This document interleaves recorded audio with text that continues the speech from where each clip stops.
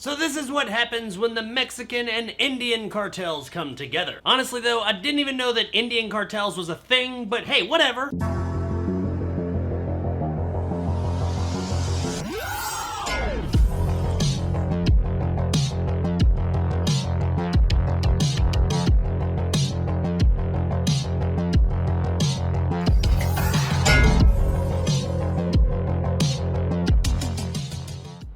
The Scrapper is brought to us by writer-director Barry Kang and stars Barry Kang, Samrat Chakrabarti, and Andy Mendez. Ex-con turned scrapper, Jake, great name by the way, leads a quiet life caring for his family until he is pursued by violent Punjabi and Mexican criminals after a botched robbery. So The Scrapper is a little independent crime drama that focuses around one last job. And we've seen these kind of movies before. Our lovable ex-con gets mixed up in one last job so that they can go totally on the straight and narrow, and of course shit goes sideways. Now where The Scrapper is a little bit different would be its criminal element. We have the Mexican cartel, sure, we've seen them in a lot of things, but we also have the Punjabi cartel as well. If you're wondering what a Punjabi is, so was I. It's okay, don't worry. It apparently is a group of people in an area right there around Pakistan and India. And apparently over here in the States, at least according to this movie, they align themselves with the Mexican cartel. They pretty much wash the Mexican cartel's money for the most part, and the cartel gets some of their people over here from India and Pakistan. Kind of a symbiotic, you scratch my back, I scratch your back kind of situation. Now after this botched robbery of the cartels through the Punjabi that Jake was included in order for him to be able to buy a house out in the country so that he can move his special needs brother and his wife, who is pregnant with their first child, out there to safety, we spend a pretty good portion of the film with these cartels looking for who it was that ripped them off, kind of going through the chain like they do in these movies until they eventually land on Jake. So this movie kind of teetered on the edge of good and bad the whole time. It was never bad, but it was never like great either. It was just right there. It was fine, but the whole time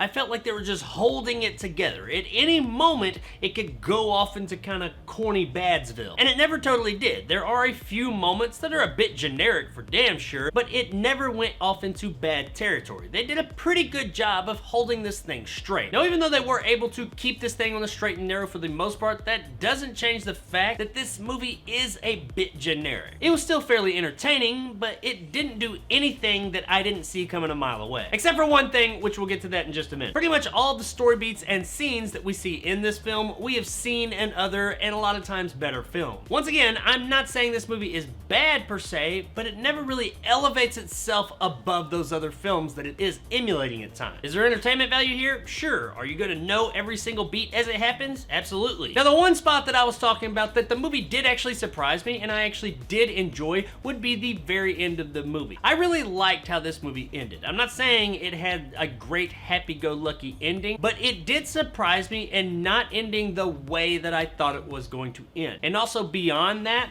the other implications of the story, the things that happened, actually had an effect on the ending. And this thing, the way everything works out in the end, was much more realistic. It wasn't necessarily the best, most happy-go-lucky ending in the world, but it was realistic, and we don't always get those endings. Did it salvage the whole movie and just put it above all the other crime dramas out there? No, absolutely not. But it did at least give the movie something that it did different and even better than some of those other films. The performances in this movie, for the most part, are honestly pretty good. They're nothing like mind-blowing for sure, but when it comes to low-budget independent films, this one does fairly well. There are a few performances here or there that are a bit heavy-handed and do go off into Cheeseville just a touch, but it's never so much that it totally pulls you out. You definitely notice it, but it doesn't ruin the experience. Our main character, Jake, played by writer-director Barry Kang, was pretty good. His character overall wasn't the most interesting character in the world, but they could have done worse. Honestly, some of the other characters in the film, especially the bad guys in the film, were more interesting than his character. You don't like hate his character or anything, and the story does still give you things to root for him for, but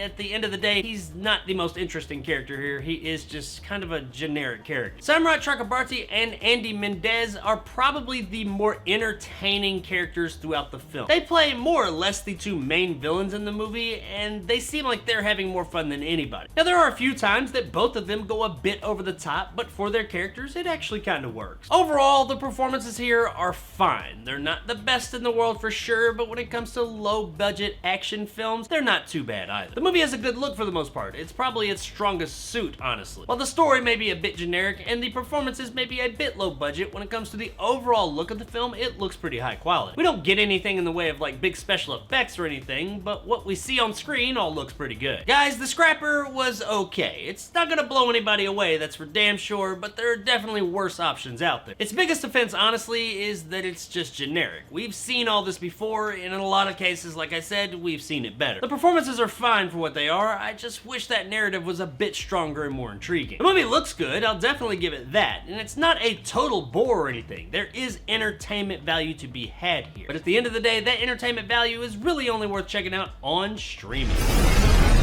Across the street.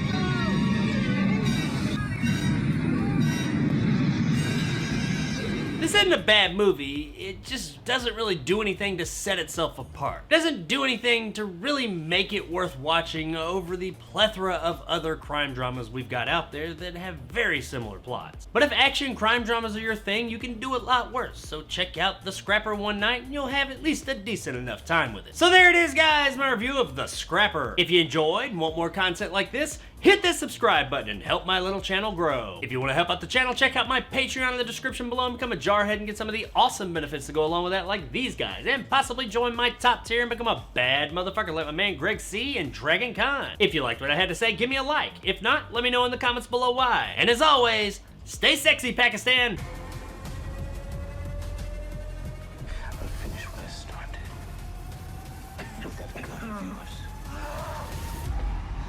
I'm not gonna lie, my uncultured ass the whole time in this movie while they were running around calling each other Punjabis and stuff like that, thought that they were using some type of like racial or ethnic slur or something like that towards these people. And I was thinking to myself the whole time, I don't know what the fuck I'm gonna refer to these people as in the review because that word just doesn't sound good and I don't know exactly what it means, but I can't call them that. What do I call this other group of people in the movie? I didn't want to like be offensive to them, but then I looked it up and found out, no, you fucking idiot. Punjabi is not like a bad term. That's just what they're called. So, hey, yeah, I felt pretty fucking dumb. I mean, granted, that kind of happens on a day-to-day basis.